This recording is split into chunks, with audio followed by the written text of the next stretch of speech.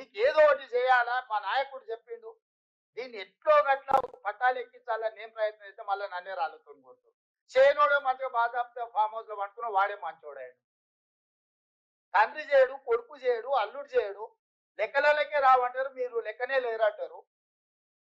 వాళ్ళేమో మంచోళ్ళు అయిపోయారు, వాళ్ళ సంఘాల మీటింగులు వాళ్ళు పెడితే వాళ్ళ దగ్గర పోయి మనోళ్ళు కూర్చుంటారు. ఇంత కష్టపడి చేసిన రేవంత్ రెడ్డిని విలన్ చేస్తుంది. వద్దనేటోడు ఎట్లా వద్దన్నాడు, వాడు విలనే. కావాలన్న వాళ్ళకి మీకోసం పనిచేస్తే మీరు కూడా విలన్ గా చూసినాక ఇంకా ఇంకా ఇంకా ఇక ఇక ఇది ఎట్లా ముందర పడుతుంది. మీరు మంచి జరిగితే ఓకే, కానీ మంచి జరిగే పరిస్థితి కనిపిస్తలేదు మీ నిర్ణయాల వల్ల. వాళ్ళ నా మాట ఎవరు ఇంటలేరు, కాంగ్రెస్ పార్టీలని అలిగిపోతా ఉన్నాట. నువ్వు అలిగిపో, అలుగులో దుంకు. కానీ ఒక మాట చెప్తా ఉన్నా ముఖ్యమంత్రి గారు, ఈ కులగణన విషయంలో కానీ నా సర్వే నా కథ అది పక్కకు పెట్టండి, ఏది నా సస్పెన్షన్.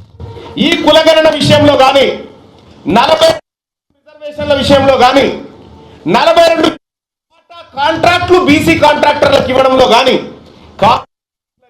కానీ ఎక్కడైనా బీసీలకు అన్యాయం జరిగితే బరాబరి కొట్లాడతాం. ఇవాళ నేను మాట్లాడడానికి ఏమైనా అడ్డం అన్ని క్లియర్ చేసి పెట్టి.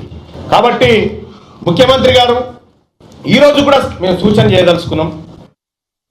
నన్ను సస్పెండ్ చేస్తే నాకే ఇబ్బంది లేదు, ఎందుకంటే మల్లన్న గత ప్రభుత్వం మీద కొట్లాడి 100 రోజులు జైలు జీవితాన్ని గడిపినటువంటి వాడిని నేను. ఇప్పుడు నీ పక్క పంటున్న వాళ్ళు ఎవరు జైల్లో లేరు, ఒక కేసు కూడా లేదు వాళ్ళ మీద.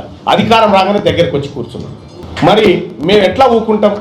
రేపు పొద్దున ఖచ్చితంగా గ్రామ గ్రామాన బీసీ వాదాన్ని తీసుకుపోతాం, బీసీ ప్రజలను చైతన్యవంతం చేస్తాం.